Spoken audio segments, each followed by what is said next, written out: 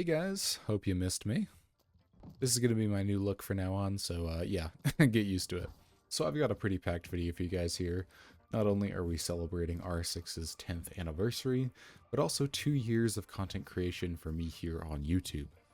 I've had this idea for a while to go back and rework some of my first custom operator concepts that I posted on this channel, and assess with all of you what worked and what didn't. I'll be using both the feedback from you guys, the community, and a few developers that I've had the absolute pleasure to interact with over the last 2 years. To get it out of the way, I wanted to thank all of the hardworking developers who keep this game afloat after all of its highs and lows. While the passion for game design has prevailed in every game I play, Siege has always had a very special place in my heart. Speaking of design, I wanted to thank all of the talented artists in my Discord server who helped bring these concepts to life. They were all given the challenge of turning old concept icons into something new and shiny, and absolutely none of them disappointed. With R6 credits as the reward, some of them walked away with chests full of it. I also wanted to thank you, the audience, for viewing these videos and interacting with the community.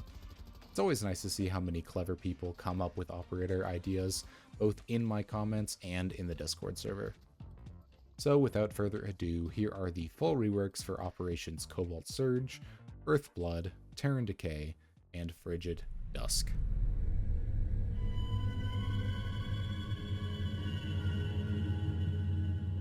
Starting with Phantom, since she was the most problematic in this season, her gadget needed an entire rework, as the conversations I had with some developers revealed to me why hallucination gadgets don't really work in this game. Siege's gameplay is very reliant on being able to trust your senses to understand how to properly react. Misdirection gadgets, especially those whose primary value is to play mind games on you, just lead to frustration and not fun. So Phantom's hallucinatory grenade had to be replaced with the Shell Shock, a grenade that can either be thrown or placed on a soft surface. When placed, it acts as a trap, and when thrown, it has a short fuse. Once the gadget detonates, the grenade fires electrically charged taser darts in 180 degrees. The taser will continually shock any opponents hit by it, slowing their movement and making them shout. The gadget will not stop shocking until it is destroyed. Also to note, the wire that comes out of the gadget and sticks into the opponent and starts shocking them will be noticeable visually, pointing you in the direction of that enemy. This versatile gadget can either be used to locate and debilitate defenders in entrenched positions, or set up as a flank watch option that will alert you of roamers coming up behind you. As a 2-speed, 2-armor operator, Phantom gets a loadout that supports her playstyle. Like all of the reworked operators in this video, she also gets a brand new weapon, namely the SVCH DMR. This rifle is basically a modern version of the classic SVD, with rails for attachments and a full metal/polymer body. This DMR fits within the hard hitting category and has a damage rating of 68 with a magazine capacity of 10+1. I would compare this DMR mostly to Glaz's OTS-03 in terms of recoil and damage. If the DMR doesn't fit your playstyle, then try out the C8 SFW with the new addition of a grip option. While Phantom originally had the 416C, the addition of the PCX-33 has taught me that unique weapons can be balanced for defense or attack. While the 416C with magnified sights is still an awesome concept and would be great to have back, that weapon has been balanced so hard for defense that it is really just molded to that role. Having it on attack would just make it a weak option, especially compared to her brand new DMR. Garrison hasn't needed many changes other than with his loadout. The core fantasy behind him was to force attackers into uncomfortable positions like crouching or vaulting. His gadget remains pretty much the same, although with a few new buffs to differentiate him from Azami and Castle. His RB-14 is a rollable sheet barrier that can be attached to doorways, both single and double. The barrier can either be installed on the top half of a doorway, forcing players to crouch under it to pass, or the bottom, forcing players to vault over it. Obviously, this power fantasy contests heavily with Castle and Azami, so I added an additional layer of protection. His gadget can only be destroyed with hard breach capable gadgets, meaning it can be shot, punched, even blown up, and it will remain stable. This leans further into him being a defense specialist who holds his own barriers either as cover or uses them as nearly indestructible hurdles for attackers to deal with. His loadout consists of the brand new RPK-16, another modern variant of a classic Soviet weapon. It is an LMG, the third instance of its kind on defense behind Maestro and Tachanka, and sports a low rate of fire and high damage. Its slow TTK is made up for by its magazine size of 75+1, more than enough to outgun his enemies. If the RPK-16 isn't made for you, try his SR-25, the third DMR on defense. While DMRs on defense are still rocky in terms of balance, I think the SR-25 is the most reasonable addition to defense, especially since in my mind it should only have the 1x optics. Garrison also has the choice of the P226 and the Super Shorty to solidify him as an anchor. Both the observation blockers and the nitro cell directly support his primary gadget's playstyle, either allowing him to take advantage of slow-moving attackers or to hide power positions from drones.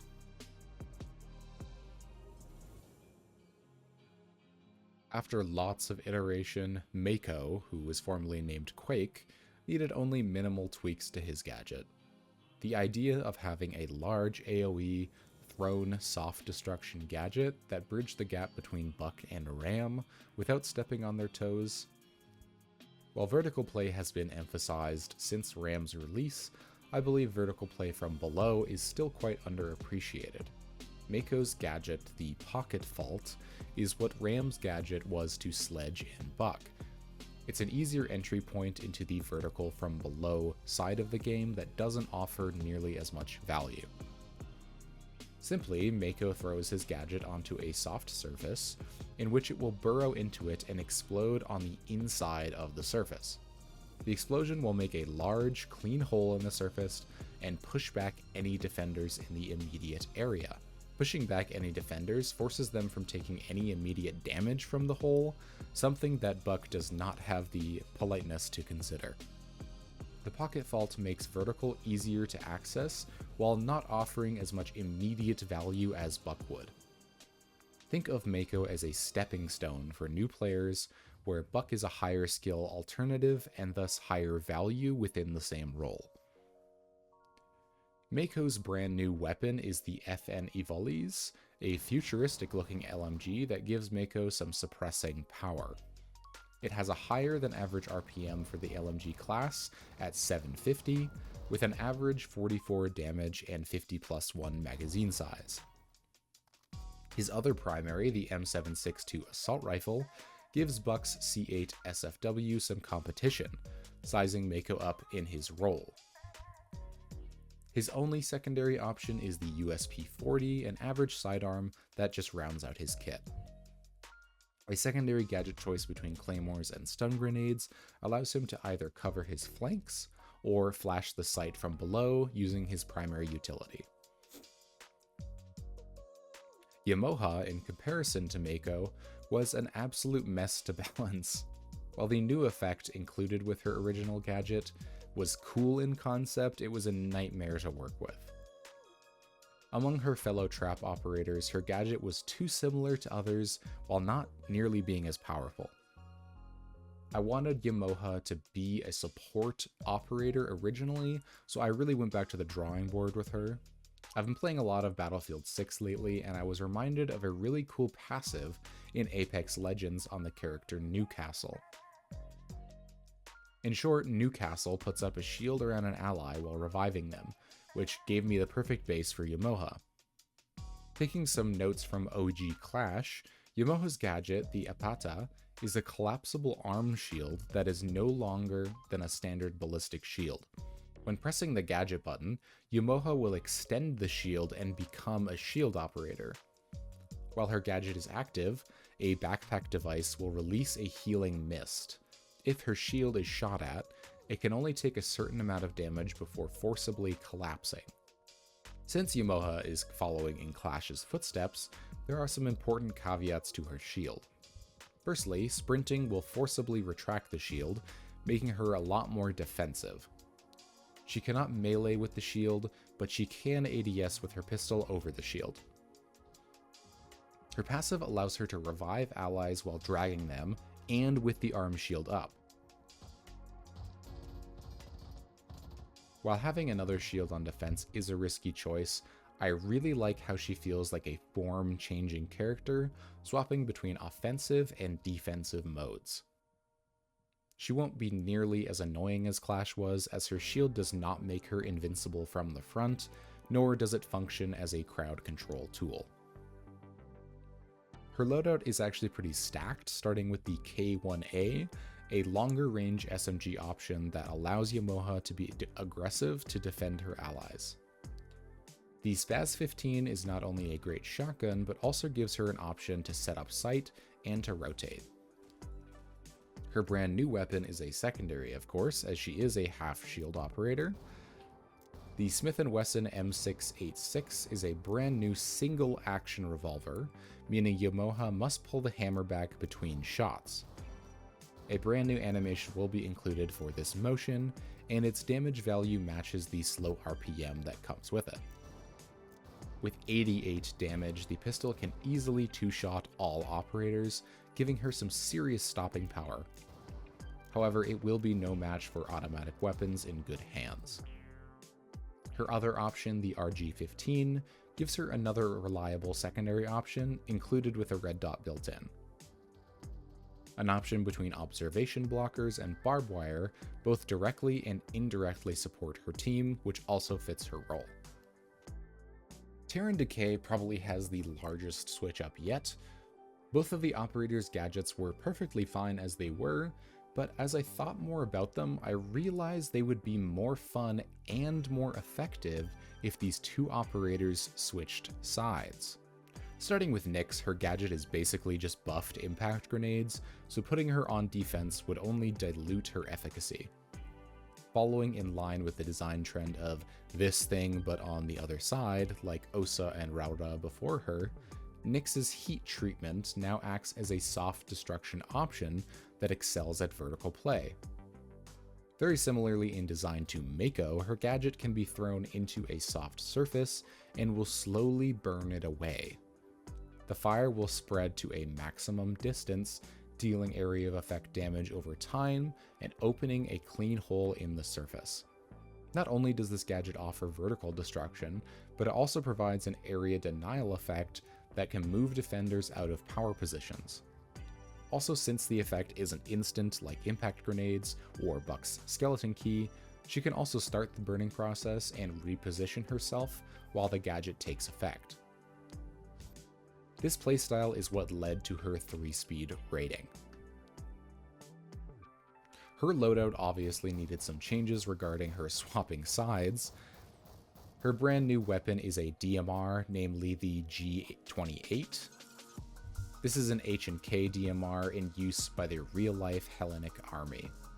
I hope I'm pronouncing that right. This rifle has a capacity of 10+1 rounds that each do 65 damage, comparable to the existing AR-1550. DMRs are really strong on the meta right now, which is why I decided to give her another primary that is both in use by the Hellenic army and harkens back to the golden era of Siege. Similar to Zero's MP7 ACOG, Nyx receives the MP5 with ACOG as another primary option. Her secondary option, the Q929, rounds out her loadout with a standard service pistol. The options between a claymore and a flashbang give her even more versatility in her playstyle. Atlas, the operator who originally sparked the idea of swapping these two operators' sides, gets a lot more interesting on defense. His gadget, which is also his primary weapon, is the Keltec KSG. In real life, this weapon has a novel 2-cylinder loading system, which allows its user to swap between 2 different types of 12-gauge ammunition. In Atlas's case, this consists of 7 buckshot rounds for soft destruction, and 7 modified slug rounds for hard destruction. Yes, I'm going to restate that. Hard destruction on defense.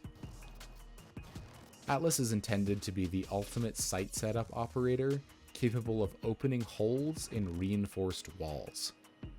The possibilities with this gadget are about nearly endless, to creating murder holes beside miras, to creating safer rotations. Each hole will be the size of 1 Hibana pellet and require 3 total slugs to open. But these slug shells aren't only for making holes in reinforced surfaces, they also do damage, of course.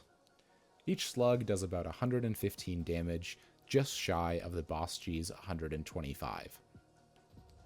Of course, at any time you can swap over to the buckshot for soft destruction and close range damage.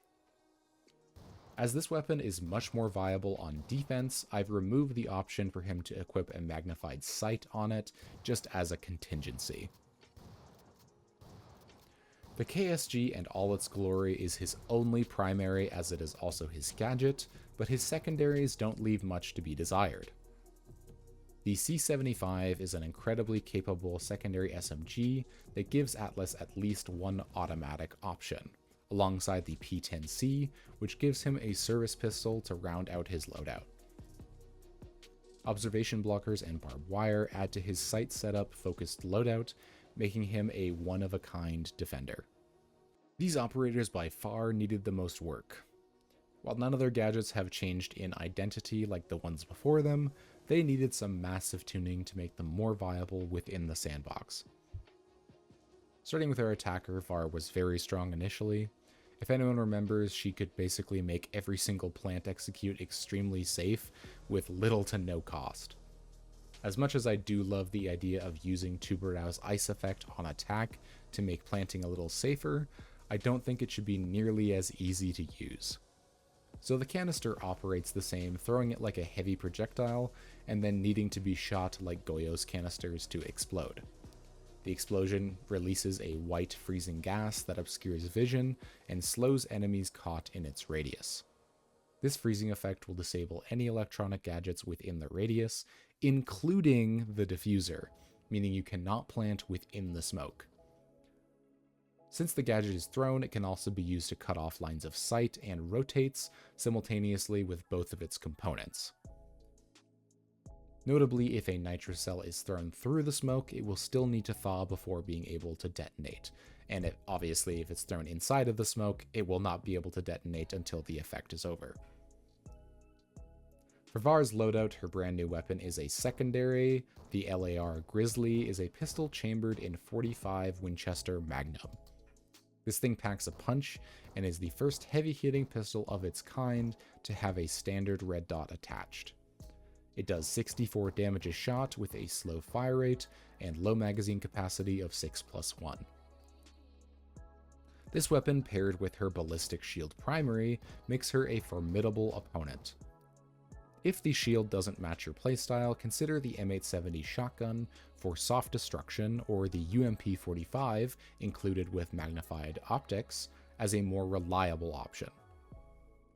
Her secondary gadgets, the frag grenade and the breach charge, offer her more versatility, whether it be detonating her own canisters behind her shield with an explosive like the frag grenade, or opening vertical play. Halldor is up next with an equally confusing gadget. For those of you who watched the old video, you know that this gadget was problematic, so I gave it much more stringent parameters. Halldor's gadget can only be placed on the floor, and once manually opened, it will begin to freeze its surroundings. This freeze has a very large radius, but is stopped by walls both hard and soft. The radius can be extended by shooting out soft walls at foot level. If walls are not destroyed, the freeze effect does not travel far enough up the wall to deny any gadgets that are placed on it, say like a thermite charge. There are a multitude of ways to counter this gadget, and it basically serves to deny entry on a room or hallway for both teams, as both attackers and defenders will be slowed by the freezing effect. You can destroy the gadget with explosives, although Flores may have a specifically difficult time with that. You can melee the gadget up close to disable it, or you can EMP it for the same effect. The idea behind this gadget is that it basically acts as a hard area denial that makes attackers' movements more predictable for the defense, if it is not dealt with. The footsteps effect from below also makes this a viable intel option for clever vertical players. Speaking of vertical play, Halldor's loadout consists of the primary 612, a shotgun that gives him the option to take his prey off guard. More importantly, though, would be his brand new SMG, the SAR-109T, a lightweight, low-capacity, high fire rate weapon similar to the P10 Roni. It does 32 damage, has a capacity of 20+1, and a fire rate of 900 RPM. Altogether, the SAR is a middle point between the headshot machine that is the Roni and a standard SMG like the MP5. The gem in his secondary slot would be the Glaive 12, a shotgun that allows him to make those foothole extensions for his gadget that I mentioned earlier. The P226 rounds out his kit, giving him a service pistol. His two secondary gadgets, the deployable camera and the nitro cell, give him options between further intel gathering and using his primary gadget to funnel attackers into a well-placed nitro cell. For those of you who've been around long enough to see the changes these concepts have been through, I want to personally thank you for enjoying the content despite my shoddy upload schedule. It's always nice to know I can get some game design energy out on YouTube and have an awesome community to share it with. Outros are always kind of boring, so I'll keep this one very simple. I look forward to the next upload, and I will see you all on the flip side.